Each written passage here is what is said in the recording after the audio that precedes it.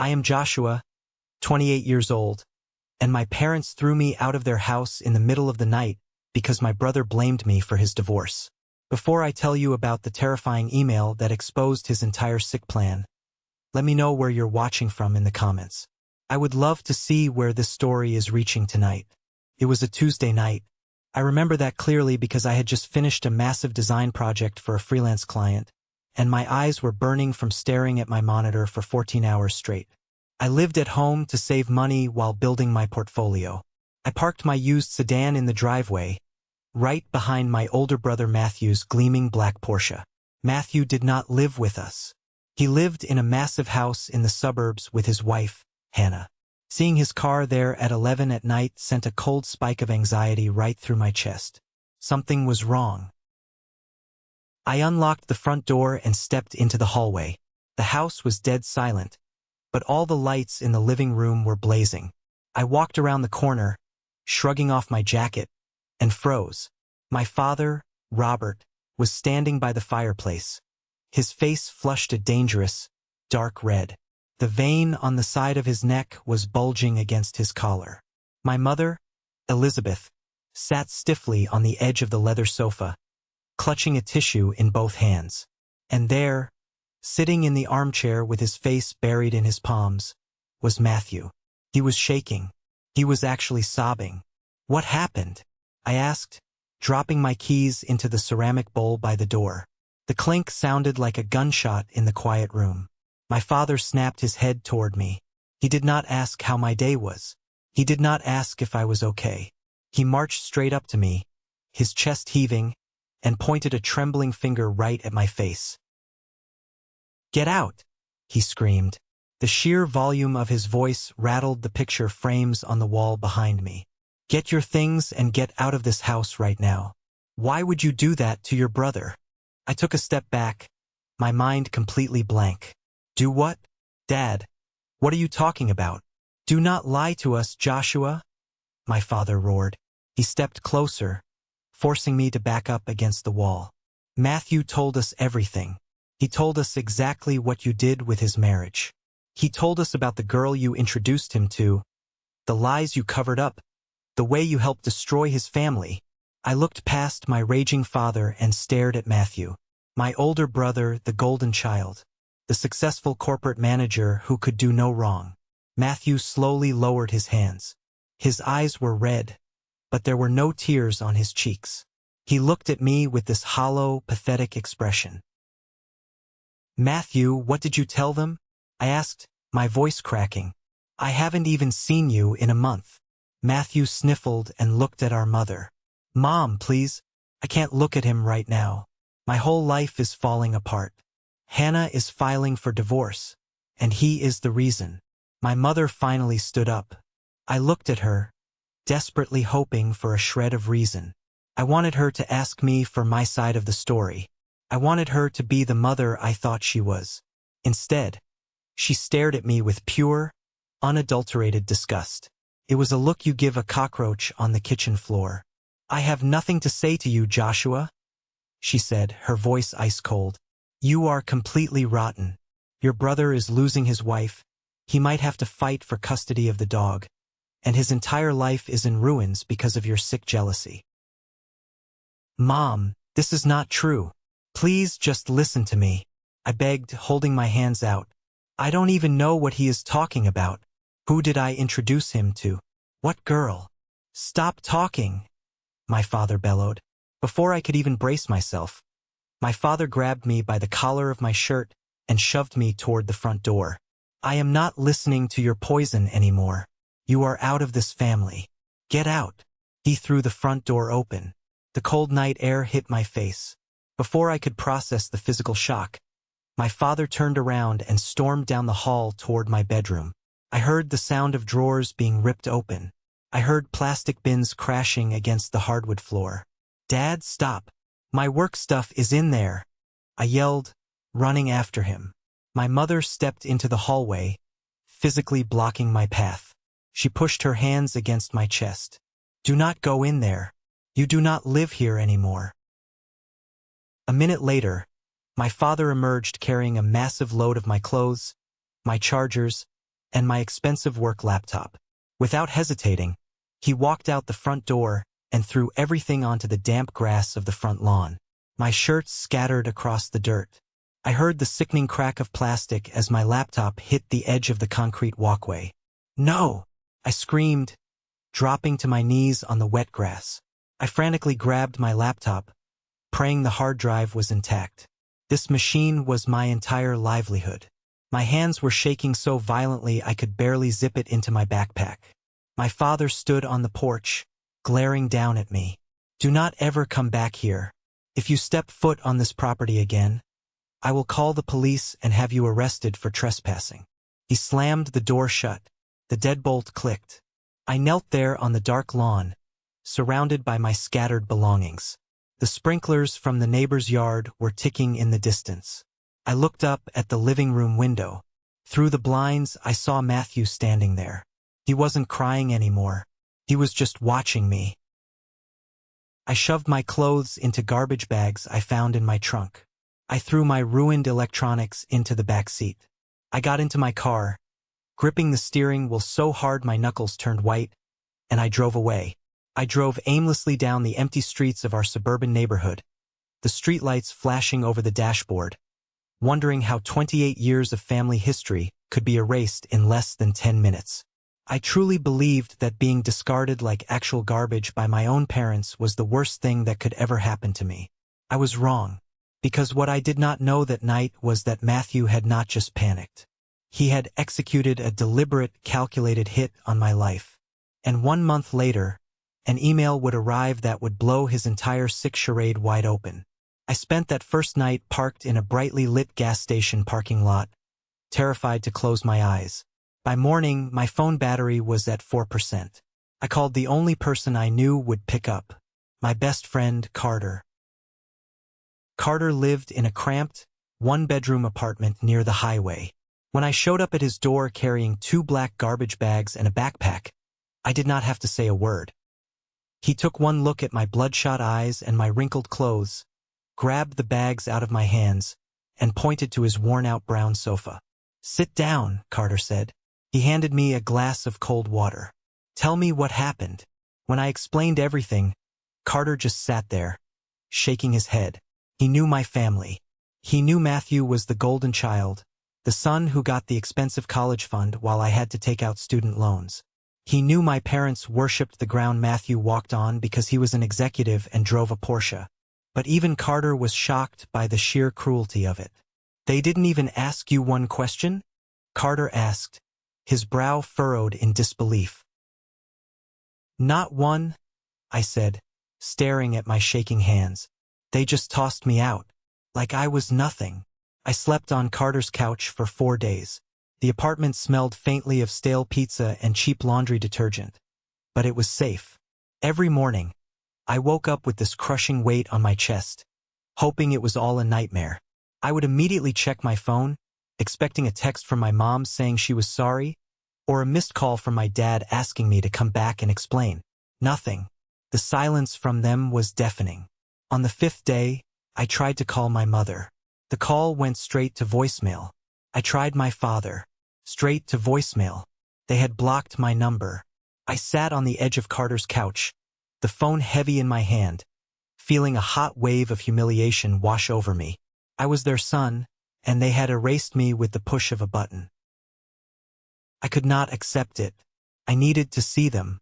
I borrowed Carter's car because mine was running on fumes, and I drove back to the house I grew up in. My heart was pounding frantically against my ribs as I walked up the driveway. The Porsche was gone. I rang the doorbell. I waited. A minute later, the door swung open, and my mother stood there. "Mom," I started, my voice desperate. "Please just give me 5 minutes. You have to listen to me." Her face hardened into stone. She did not look at me like a mother looking at her child. She looked at me like a stranger trying to scam her. "I told your father you would try to slither back," she said coldly. "If you do not leave this porch right now, I am dialing 911. You are not welcome here, Joshua. Your Aunt Sarah has already told the rest of the family what you did to your brother. Do not embarrass yourself further." She slammed the door in my face. The sheer finality of that wooden door hitting the frame broke something inside me. Aunt Sarah, of course, the biggest gossip in the family. Matthew had not just poisoned my parents. He was systematically destroying my reputation with every relative we had. I walked back to the car, my vision blurring with angry tears. But the betrayal was not over. Later that afternoon, my phone buzzed. It was a text from Dylan.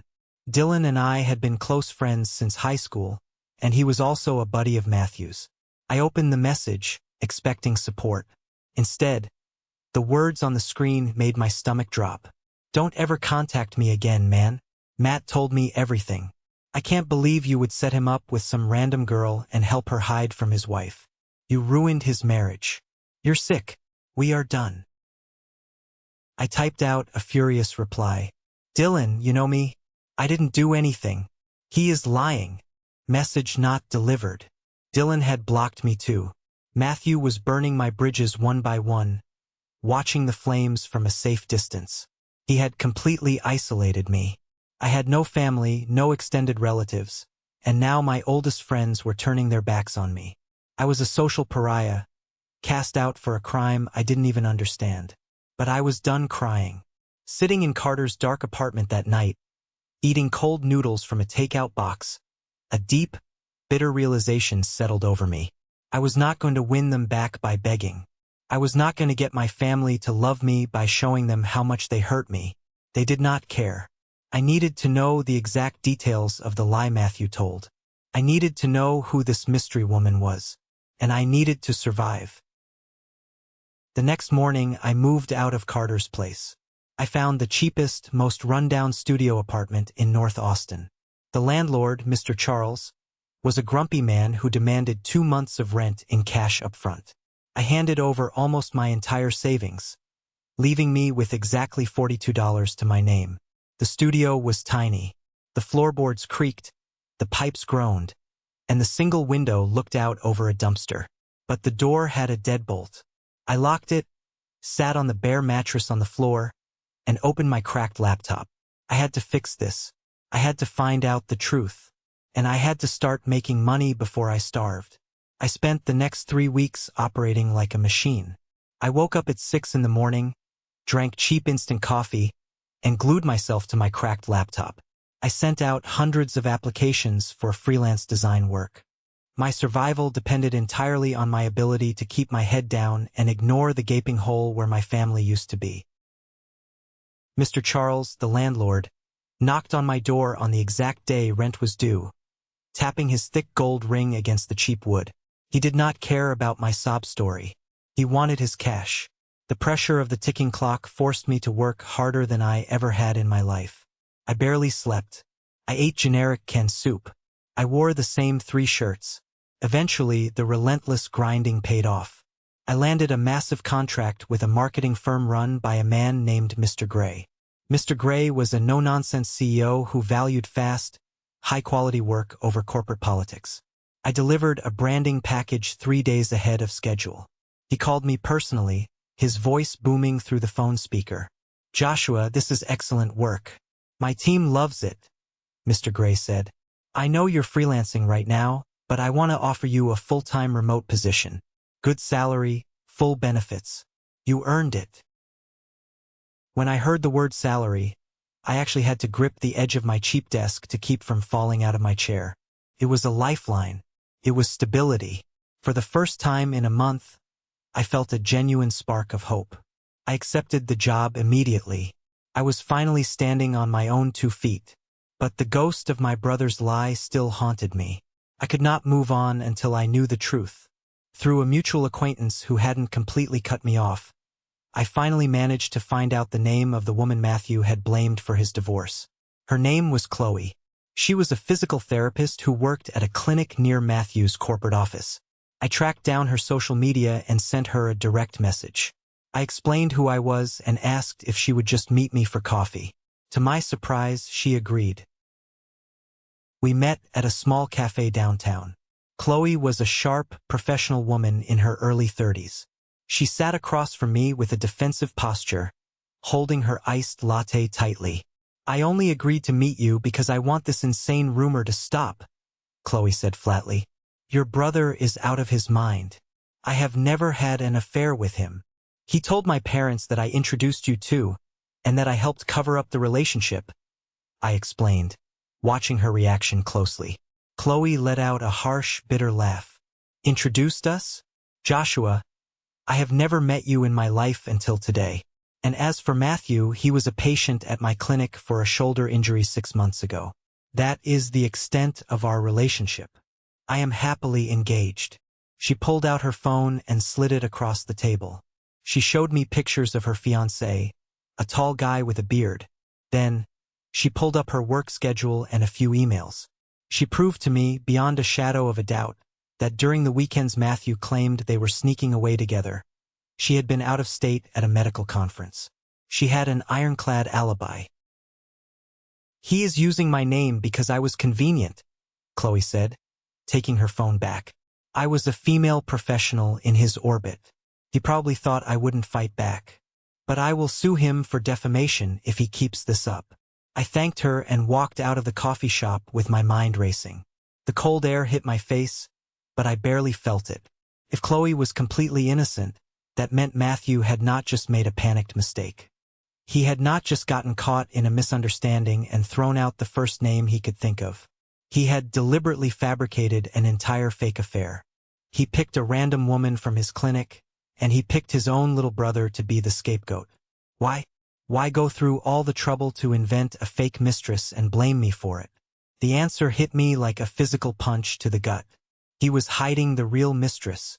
He needed a distraction, a loud, chaotic explosion in the family so nobody would look closely at what he was actually doing. And I was the perfect target. I was the disposable younger brother. He knew our parents loved him more. He knew they would take his word as gospel without asking for proof. I drove back to my studio apartment with a cold, hard anger settling into my bones. The sadness was gone. The desire to be loved by my parents had evaporated. Now I just wanted justice. I wanted to tear down the fake pedestal Matthew stood on. But I had no proof. It was just my word against his, and my word was worthless to my family. That night, I celebrated my new job by ordering a decent pizza instead of eating soup. I sat by the window, watching the rain hit the glass, feeling a strange sense of calm. I had a salary. I had a safe place to sleep. I was surviving. At exactly 11:42 p.m., my phone buzzed on the nightstand. I almost ignored it, thinking it was a spam email. But the screen lit up the dark room, and my eyes caught the subject line of the notification. Subject, you were never the problem. I sat up instantly. My heart started to hammer against my ribs. I grabbed the phone and opened my inbox. The sender's name was just an alphanumeric string, a burner email address. The message inside was terrifyingly brief. Joshua, you did nothing wrong. I should have told you sooner. Open the attachment before Matthew tries to rewrite this story again. My thumb hovered over the screen. A file was attached. A massive PDF document. For a second, a wave of pure terror washed over me. What if it was a virus? What if it was Matthew trying to mess with me again? But the wording, someone knew exactly what had happened. I tapped the screen. The file downloaded. And what I saw on the very first page made my blood run cold. The document opened, and the bright white light of the screen illuminated my dark apartment. I stopped breathing. The very first page was a screenshot of an email, officially stamped by a family law attorney. It was a formal declaration for a divorce proceeding. I scrolled down frantically. Page 2 was a massive compilation of text messages. The background of the text showed they were pulled from Matthew's phone, and the person he was texting was not Chloe. The contact name was saved as Olivia. I started reading, and my stomach violently lurched. The messages were explicit, reckless, and sickeningly affectionate. They talked about booking hotel rooms downtown. They talked about how annoying Hannah was. But what made me physically nauseous was a specific exchange dated 2 days before my parents threw me out. Olivia. Hannah is getting suspicious. What happens if she finds out? I'm not dealing with your crazy family. Matthew, don't worry about it. I already have a plan. If things blow up, I'll tell my parents it was a misunderstanding with that physical therapist, Chloe, and I'll say Joshua set us up. They hate Joshua's lifestyle anyway. They'll buy it instantly. Olivia, you'd throw your brother under the bus? Matthew, he's a loser. It doesn't matter. They'll focus on being mad at him and I'll play the victim. Just lay low. I read that paragraph 5 times. He called me a loser. He mapped out my execution like he was planning a grocery run. He knew our parents favored him, and he weaponized their blind loyalty to protect his disgusting affair. I kept scrolling, my vision turning red with absolute fury. But the betrayal went even deeper. The next few pages were financial records, bank statements, credit card bills. There were thousands of dollars charged to luxury jewelry stores and high-end restaurants, all for Olivia. But the most damning document was a bill of sale. Matthew had secretly sold his black Porsche. I stared at the paperwork in disbelief. The car I had seen in the driveway that night, the car he constantly bragged about, had been sold 3 days after I was kicked out. He sold it for cash to a private dealership to cover the massive debts he racked up from his affair. But right below the bill of sale were screenshots of text messages Matthew had sent to our father just last week. Matthew, Dad, Hannah's lawyer is destroying me in the divorce. They froze my accounts. I don't even have money for rent. I might lose everything because of what Joshua did to my marriage. Robert, Dad, do not worry, son. Your mother and I are pulling from our retirement savings today. We are also going to redirect the money from the college fund we set up for your kids. We will wire you $40,000 tomorrow. We won't let Joshua's evil actions ruin you.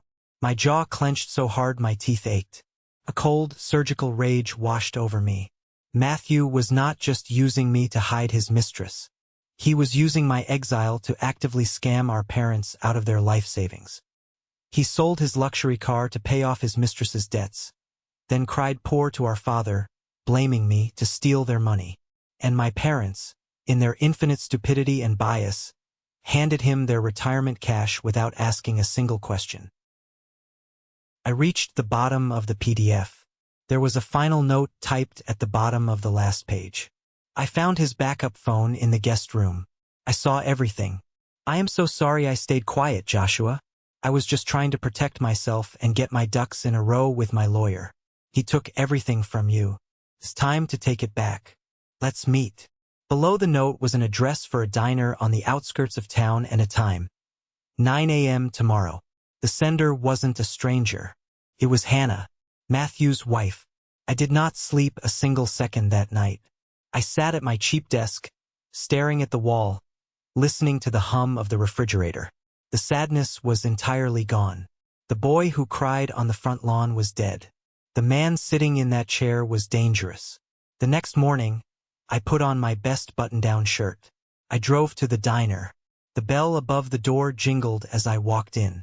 Hannah was sitting in a booth in the back, nursing a black coffee.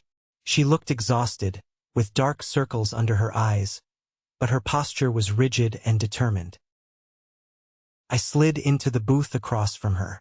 I didn't say hello. I just looked at her. You brought the physical copies? I asked, my voice terrifyingly calm. Hannah reached into her large tote bag and pulled out a thick, heavy manila folder.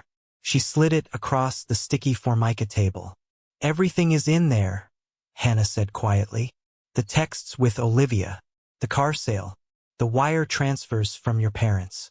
My lawyer said I have enough to absolutely destroy him in the divorce. I'm taking the house. I'm taking full custody of the dog. He is getting nothing. Why give this to me? I asked, tapping the folder. Because destroying him in court isn't enough, Hannah replied, her eyes flashing with a cold fire. He destroyed your relationship with your family to cover his tracks. He's sitting in your parents' house right now, eating their food, spending their retirement money, and playing the victim. He needs to lose them, too. I looked at the folder. The weapon I needed was right here. It was heavy, undeniable truth. Are my parents home right now? I asked. Hannah checked her watch. Yes, it's Sunday morning. They are all there, having a nice, Peaceful family breakfast. I grabbed the folder and stood up. Let's go ruin their breakfast. Hannah and I drove in separate cars. I pulled up to the curb of my childhood home. The grass where my laptop had shattered a month ago was perfectly manicured. The house looked quiet, pristine, and entirely built on lies. I walked up the driveway with Hannah right beside me. I did not bother knocking. I reached into my pocket, pulled out the spare key my parents had forgotten to demand back, and unlocked the front door. We stepped into the foyer. The smell of bacon and fresh coffee drifted from the kitchen. I heard laughter. It was my mother, chuckling at something Matthew said. The sound made my blood boil. I walked straight into the dining room. My father was reading the newspaper at the head of the table. My mother was pouring orange juice. Matthew was sitting there in his expensive cashmere sweater, cutting into a pancake. The moment they saw me, the laughter died instantly. The room went dead silent. My mother dropped the juice pitcher onto the table with a loud thud. My father stood up so fast his chair tipped backward and crashed onto the floor. "How dare you come into this house?" my father roared, his face turning that familiar, dangerous shade of red. "I told you I would call the police. Get out before I have you arrested." "Call them," I said, my voice dangerously steady. I did not flinch. I did not back away. I walked right up to the dining table and slammed the thick manila folder down right next to Matthew's plate. Matthew looked at the folder. Then he looked at Hannah standing behind me, the color completely drained from his face. He suddenly looked like a ghost. "What is this?" my mother demanded, pointing a shaking finger at Hannah. "Hannah, what are you doing here with him? He ruined your marriage." "No, Elizabeth," Hannah said, her voice dripping with venom. "Your golden boy ruined his own marriage. Joshua had absolutely nothing to do with it." My father stared at Hannah, confused. "What are you talking about?" "Matthew told us about the physical therapist." I opened the folder. I pulled out the first stack of papers and spread them across the polished dining table. "There is no physical therapist, Dad," I said coldly. "Her name is Olivia. Read the texts." My father hesitated, then picked up the pages. My mother leaned in to look. I watched their eyes dart back and forth across the printed text messages. I watched them read the explicit details of their favorite son's affair. I watched them read the exact message where Matthew called me a loser and planned to use me as a scapegoat. This is fake," Matthew stammered, his voice cracking. He tried to stand up, but his knees hit the table. "Dad, it's fake. Joshua fabricated this to get back at me." "Shut up," my father snapped. It was the first time in my entire life I had ever heard my father speak to Matthew with that tone. I did not stop. I pulled out the next stack of papers. The financial records. "Now let's talk about the money, Dad," I said, my voice echoing in the quiet room. "You wired him $40,000 from your retirement and the kids' college fund, right? Because his accounts were frozen." My father looked up, his face pale. "How do you know about that?" I slammed the bill of sale onto the table. "Because his accounts aren't frozen. He sold his Porsche 3 days after you kicked me out. He got $60,000 in cash for it to pay off the debt he racked up buying jewelry for his mistress. Then he came here, cried his fake tears, and stole your retirement money." My mother gasped, pressing her hand over her mouth. She looked at Matthew, her eyes wide with horror. "Matthew, is this true? You sold the car? You took our money?" Matthew was cornered. He looked frantically at the doors, at the windows like a trapped rat. "Mom, listen. Olivia was just a mistake. And the money, I needed it, I was stressed." "You framed your own brother," my father bellowed. The rage that had been directed at me a month ago was now aimed directly at the golden child. My father stepped toward Matthew, grabbing the collar of his cashmere sweater. "You lied to our faces. You stole our money. You let me throw Joshua out onto the street." "Dad, please, I'm sorry," Matthew cried, actually sobbing this time.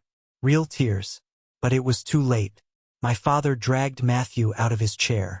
"Get your stuff." My father spat. his voice trembling with sheer fury. "Get your bags. Get out of my house." My mother did not try to stop him.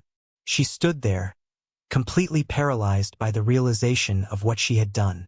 10 minutes later, I stood on the front porch with Hannah.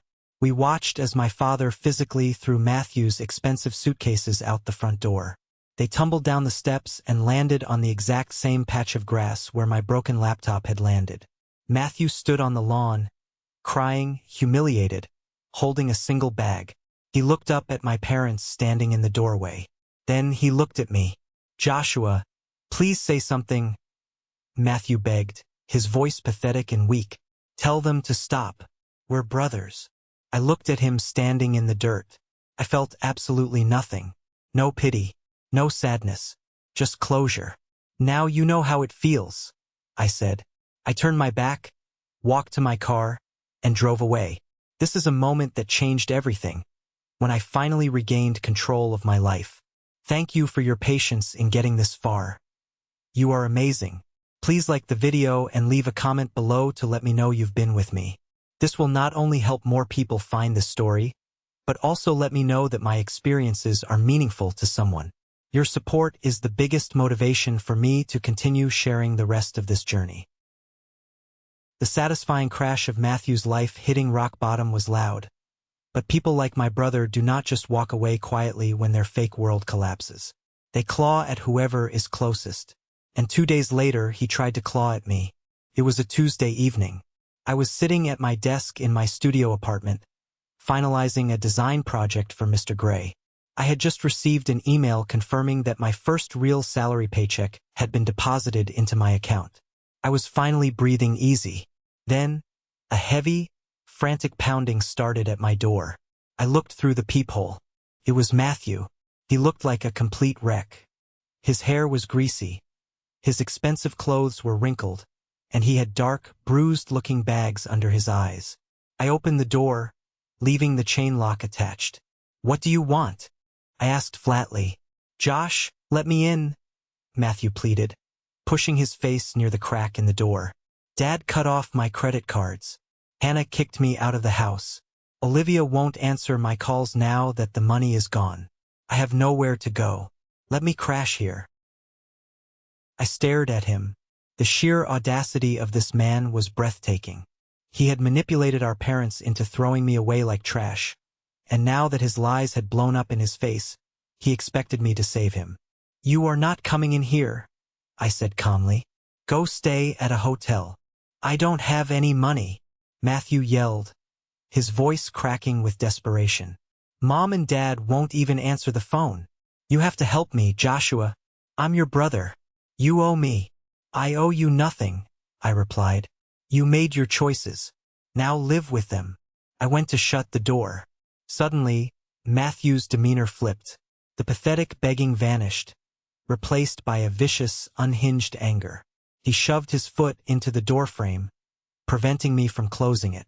"You did this to me," he screamed, his face twisting with rage. "You and Hannah. You ruined my life. If you hadn't brought those papers to the house, none of this would be happening. You're going to pay for this, you little punk." He started slamming his shoulder against the door, trying to break the chain. The cheap wood of the doorframe splintered. I didn't argue. I didn't yell back. I simply pulled out my phone, dialed 911, and put it on speaker so he could hear the operator answer.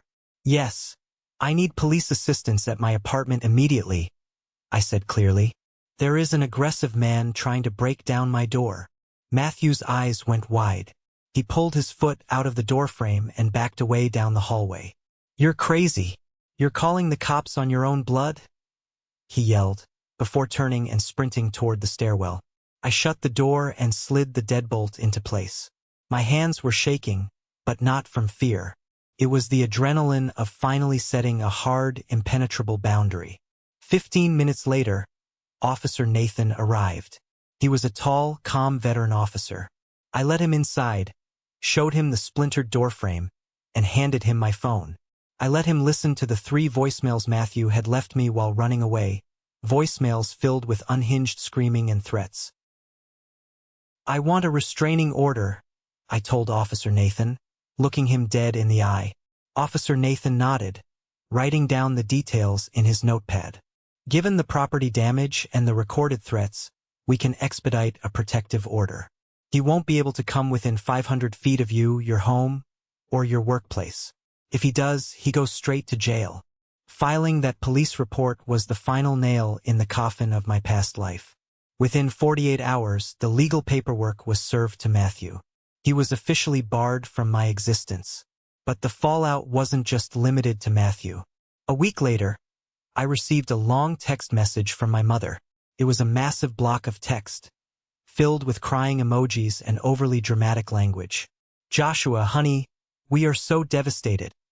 The text read, "We had no idea Matthew was capable of such lies.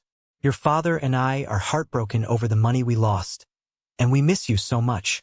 Family shouldn't be divided like this. The dust has settled now. Let's all meet for dinner this Sunday and move forward as a family." I read the message twice. I sat on my bed, staring at the glowing screen. Not once in that massive paragraph did she say the word, sorry. Not once did she apologize for refusing to listen to me. Not once did she acknowledge the trauma of throwing her own son onto the lawn in the middle of the night. She only mentioned the money they lost. They didn't want accountability. They just wanted to sweep their horrific behavior under the rug and pretend they were a happy family again because their golden child had turned out to be a fraud. They wanted comfort. I wanted peace. I typed a single sentence in response. "You made your choice that night. Live with it." I hit send. Then I went to their contact profiles and I blocked my mother. I blocked my father. I blocked Aunt Sarah, Dylan, and anyone else who had eagerly participated in my destruction. I put my phone face down on the desk. The apartment was quiet, but it wasn't a lonely quiet anymore. It was the quiet of a clean slate. I had survived the storm, and for the first time in my life, I was the one steering the ship. The weeks that followed that explosive Sunday morning were the quietest of my entire life. It was not the heavy, anxious, suffocating silence I had experienced while sleeping on Carter's lumpy couch. That old silence was filled with fear. This new silence was different. It was a clean, sweeping silence. It was the sound of a toxic foundation finally crumbling to the ground and settling into dust. I did not have to look over my shoulder anymore. I did not have to check my phone every 5 minutes, wondering if another relative was going to send me a hateful message based on Matthew's lies. The truth was out, and the truth is a remarkably effective shield. I did not have to go looking for information about what happened to Matthew. When a golden child falls from a very high pedestal, the shockwaves travel incredibly fast. Carter, who still had a few solid connections in our old hometown, called me one evening while I was sitting at my drafting table, sketching a new logo for a client. I put him on speakerphone, the warm glow of my desk lamp illuminating my workspace, and I listened. Hearing the details of Matthew's rapid decline felt like watching karma go to work with a heavy sledgehammer. Hannah's lawyer was an absolute shark in the courtroom. Matthew had assumed he could manipulate the legal system the same way he manipulated our parents, but a judge does not care about your charming smile or your expensive cashmere sweaters. The judge cared about the paper trail.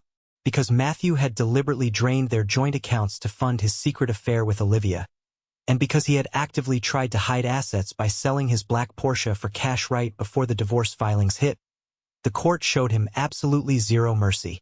The financial discovery phase of the divorce was a bloodbath. Hannah kept the sprawling suburban house. She kept both of the remaining cars. She even won full custody of their golden retriever, a dog Matthew didn't even care about but fought for just to be petty. Matthew walked away from that marriage with nothing but a few suitcases of clothes and a mountain of legal fees he could no longer afford to pay. But the financial ruin of the divorce was only the first domino to fall. Matthew was a mid-level manager at a very conservative, high-end wealth management firm.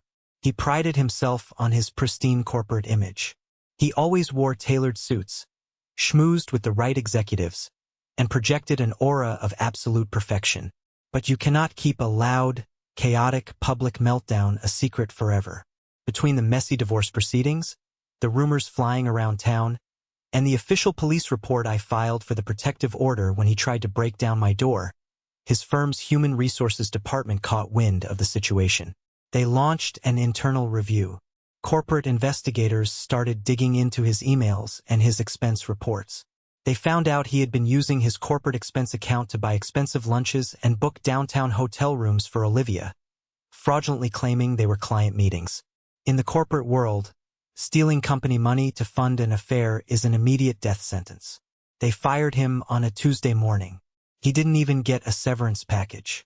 Carter heard from a guy who worked in the same building that Matthew was escorted out of the glass lobby by 2 armed security guards, carrying his personal belongings in a single cardboard box, while his former colleagues watched in stunned silence. His steady salary, the cornerstone of his massive ego, was gone in an instant. And Olivia, the woman he had blown up his entire family to protect, the woman he had chosen over his own brother, she vanished the exact second the money dried up. Carter told me she blocked Matthew's number the day after he lost his corporate job. She was never in it for love. She did not care about Matthew as a person. She wanted the passenger seat of the Porsche, the fancy weekend getaways, and the fine dining. The moment Matthew became a broke, unemployed liability with a ruined reputation, she dropped him without a single second thought. She packed her bags, walked out of the hotel room he had rented for her, and never looked back. With no wife, no mistress, no job, no salary, and no luxury car, Matthew had to face the harsh, freezing reality of the bed he had made. He had nowhere left to turn. Our parents, who had blindly handed over their retirement money and raided the family college fund to save him, finally cut him off. It was not out of some grand moral principle. It was not because they suddenly felt a deep, agonizing guilt about what they did to me. It was purely out of self-preservation. They realized he was a financial black hole. They had been completely scammed by their own son, and the embarrassment of it, the realization that their perfect boy was a con artist, made them lock their doors to him. Matthew was forced to move into a rundown, deeply depressing apartment complex on the very outskirts of the city. Carter drove past it once just to see if the rumors were true. He described it to me in vivid detail. It was the kind of place with flickering yellow porch lights, stained concrete walkways, weeds growing through the cracks in the parking lot, and cheap plastic blinds hanging crookedly in the windows. Matthew, the man who used to look down his nose at me for buying generic brand groceries, was now living in a place where the police were called twice a week for domestic disputes and noise complaints. He had no audience left to perform for. He had no one left to blame. He was entirely alone with the wreckage of his own arrogant choices. Knowing all of this did not make me jump for joy. I didn't throw a party. I didn't celebrate his misery. But it did bring me a profound, anchoring sense of closure. The universe had balanced the scales. The truth had acted like gravity, pulling everyone exactly where they deserved to be. Meanwhile, back in my world, the storm had passed, and the sun was finally coming out. Mr. Gray, the CEO of the marketing firm, called me into his office one Friday afternoon. I walked in, expecting a standard project review. Instead, he handed me a new contract. "Joshua, you stepped up when we needed you," Mr. Gray said, leaning back in his leather chair. "You handle pressure better than anyone on my team, and your creative instincts are flawless. I am bumping you up to senior art director. It comes with a massive increase in your salary, full stock options, and your own dedicated team." I shook his hand, walked out of that office, and felt like I could fly. That promotion changed everything. I was no longer just surviving. I was thriving. I started looking for a new place to live, eager to leave that cramped, depressing studio apartment behind me. But toxic families do not just let you go quietly into the night. When they lose control over you, they will eventually try to reel you back in using the only tactics they know: guilt, obligation, and financial manipulation. Without their golden child to focus on, and with the bitter, humiliating reality of their lost retirement savings staring them in the face, my parents suddenly remembered they had another son. The blocked texts and ignored phone calls eventually escalated to physical mail. 3 months after the explosive confrontation in their dining room, I walked down to the mailroom of my apartment building. Nestled between a utility bill and a grocery flyer was a thick, cream-colored envelope. I recognized my father's sharp, aggressive cursive handwriting immediately. My stomach did a brief, involuntary flip, a ghost of the old fear I used to carry. I carried the envelope back up to my studio. I made a strong cup of black coffee, sat down at my desk, and stared at it. I sliced it open with a penknife. Inside was a 2-page letter, written on my mother's expensive stationery. Joshua, the letter began. Your mother and I have spent the last few months doing a lot of soul-searching. The house is very quiet these days. We recognize that mistakes were made during Matthew's divorce. Tensions were incredibly high, and we were misled by people we trusted. We want to put this ugly chapter behind us. We are getting older, Joshua. Your uncle recently passed away, and attending his funeral made us realize how short life truly is. We need to start making concrete decisions about the estate, the remaining property, and your future inheritance. We simply cannot do that while this family remains fractured. Please call your mother. We are willing to forgive and forget. I read the letter twice.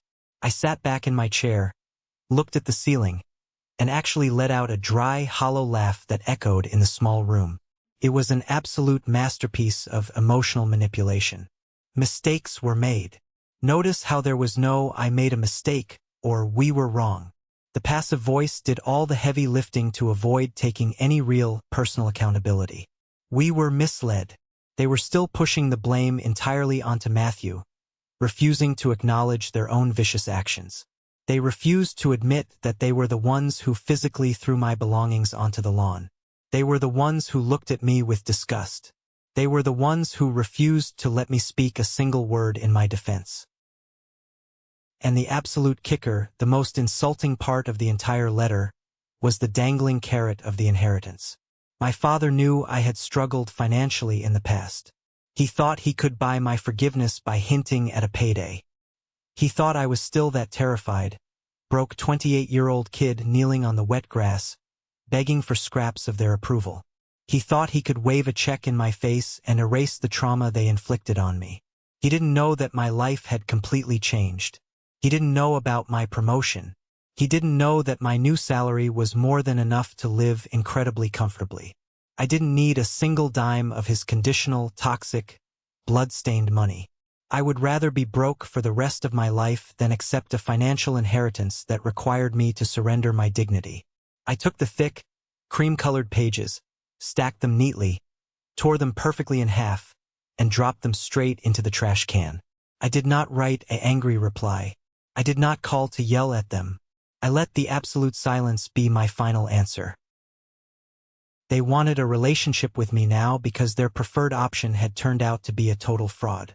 They wanted the comfort of pretending they were good, loving parents without doing the agonizing, ego-crushing work of actually apologizing and changing their behavior. But I was no longer a backup plan. I was a person, and I absolutely refused to be a placeholder in my own family. That night, I went out for dinner with Carter and a few new friends I had made at the firm. We sat on a wooden patio under bright string lights, eating incredible food, drinking cold beer, and laughing until our ribs physically hurt. I looked around the table at these people. These were people who knew me, who respected my boundaries, and who had never once asked me to shrink myself down to make them comfortable. I realized right then, looking at their smiling faces, that my life wasn't empty because I lost my biological family. My life was finally full because I had cleared out the poison, making room for something real, honest, and completely safe. 3 years have passed since the night my father pointed a trembling finger at the driveway and screamed at me to get out of his house. If you had told me back then, while I was sitting in my freezing car with my shattered laptop and my garbage bags full of wrinkled clothes, that being thrown away was the best thing that could have ever happened to me, I would have thought you were clinically insane. When you are in the middle of the storm, you cannot see the sunlight. You only feel the rain. But time has a very funny, undeniable way of revealing the absolute truth. I don't live in that cramped, noisy studio apartment anymore. Thanks to my promotion and the incredible salary that came with it, I saved up enough money to buy my own place. It is a beautiful, light-filled, mid-century modern house in a quiet neighborhood. It has a large, green backyard, a massive kitchen where I love to cook, and a heavy, solid oak front door that only opens for people I actively choose to let into my life. I bought a brand new car. I replaced the broken laptop with the absolute best, highest-end equipment on the market. I built a life that is entirely, undeniably mine. I built it brick by brick, funded by my own hard work, and protected by my own rigid boundaries. Carter is still my best friend. We are closer now than we ever were. A year ago, we actually started a small side business together, doing freelance branding and marketing for local coffee shops and breweries. It's thriving. He was the guy who opened his door and let me sleep on his smelly sofa when I had absolutely nothing. So he is the guy who gets to sit at the head of my dining table now that I have everything. We host massive barbecues in my backyard on the weekends. My house is always full of music, the smell of good food, loud laughter, and genuine, unfiltered connection. This is my chosen family. I haven't spoken a single word to my parents or Matthew in 3 years. Not a text, not an email, not a phone call. The silence is golden. Occasionally, news still trickles down through the grapevine. People talk, and sometimes Carter hears things from old acquaintances. I heard Matthew is still bouncing between low-paying entry-level jobs. He cannot hold down a position because he constantly clashes with management. He is still playing the victim. He blames his ex-wife, he blames his former boss, he blames the economy, and he probably still blames me for his miserable existence. Because he never took accountability for his actions, he never grew. He is trapped in a prison of his own making, forever bitter, forever looking for a shortcut. My parents are still living in that big, quiet, empty suburban house. They refuse to admit their own role in the destruction of their family. To this day, they tell the extended relatives that I am a rebellious, deeply ungrateful son who abandoned them in their old age. They paint themselves as the tragic victims of a broken generation. Let them say it. Their false narrative does not control me anymore. Their words have no power in my house. The hardest, most painful lesson I had to learn in my 20s was that sharing DNA with someone does not automatically make them your family. Blood gives you a biological connection, yes. It gives you shared physical traits. But blood does not guarantee loyalty. It does not guarantee respect. And it certainly does not guarantee love. For years, I twisted myself into knots trying to be the good son. I stayed quiet when they insulted me. I took the blame for things I didn't do. I accepted far less than I deserved because I genuinely thought that was what family required. I thought family meant enduring pain. I thought if I just loved them hard enough, if I was just useful enough, they would eventually see my value. I thought I could earn my way into their hearts. But toxic people do not value you for who you actually are. They value you for what you can do for them. Matthew valued me because I was a highly convenient scapegoat to hide his disgusting affair. He used me as a human shield. My parents valued me as a punching bag. They needed somewhere to direct their anger, so they didn't have to face the terrifying, heartbreaking reality that their golden child, the son they bragged about to their friends, was actually a manipulative monster. The exact moment I stopped playing the role they assigned me, the moment I presented them with the undeniable truth, they threw me away like a piece of garbage. And surviving the absolute worst, most complete betrayal from the very people who were supposed to protect me unconditionally, taught me how incredibly strong I actually am. I realized that my desperate fear of being abandoned was the very thing keeping me trapped in their cycle of abuse. Once they actually abandoned me, the worst thing had already happened. The monster in the closet came out and I survived it.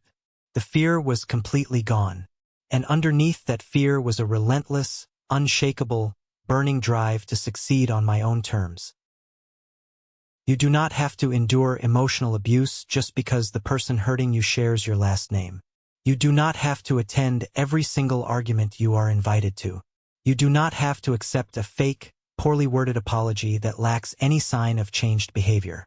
And you absolutely do not have to negotiate your own mental peace just to keep someone else comfortable in their web of lies. If you are listening to my voice right now, and you are sitting in a dark room, staring at your phone, wondering why the people who are supposed to love you keep treating you like you are disposable. I want you to hear me clearly. Look at the screen. Listen to my words. It is not your fault. There is nothing fundamentally wrong with you. You cannot fix a dynamic that requires you to be broken in order to function. You cannot heal a sickness that the patient refuses to acknowledge. Sometimes, the bravest, most powerful thing you can do in your entire life is pack your bags, walk out the front door, and never, ever look back. It will hurt. God, it will hurt. It will be terrifying. You will have nights where you stare at the ceiling and wonder if you made a massive mistake. You will grieve for the family you deserved but never actually had. But I promise you this. One day, the storm will run out of rain.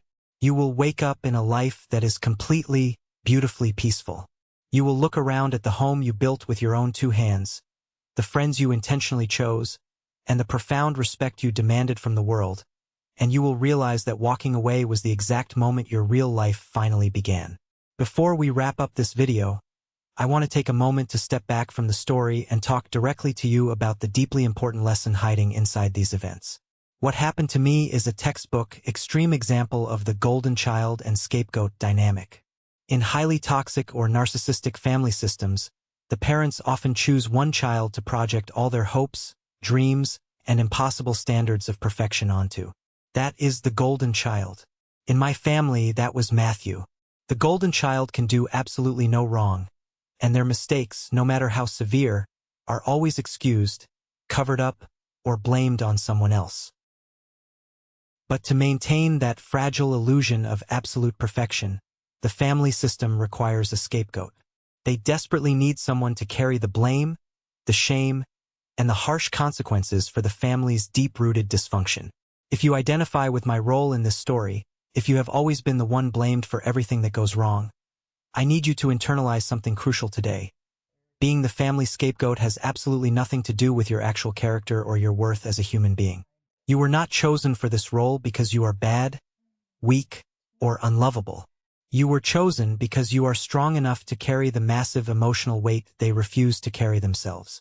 You possess a level of empathy, awareness, and truthfulness that directly threatens their comfortable state of denial.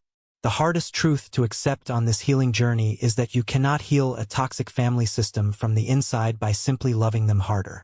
You cannot explain, argue, or debate your way into being respected by people who are deeply committed to misunderstanding you. True, lasting healing only begins the exact moment you step back and enforce a hard, non-negotiable boundary. Setting a boundary isn't about punishing them. It is entirely about protecting yourself. It is about recognizing that your mental health, your emotional peace, and your future are sacred, and they are worth fighting for. I want to know your thoughts on this dynamic. Have you ever had to walk away from a highly toxic relationship or cut off a family member to save yourself? What was the hardest part of setting that strict boundary, and how did it ultimately change the trajectory of your life?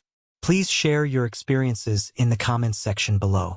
We are building a powerful community of survivors here on this channel, and your specific story might be the exact thing someone else desperately needs to hear today to finally find the courage to choose their own peace.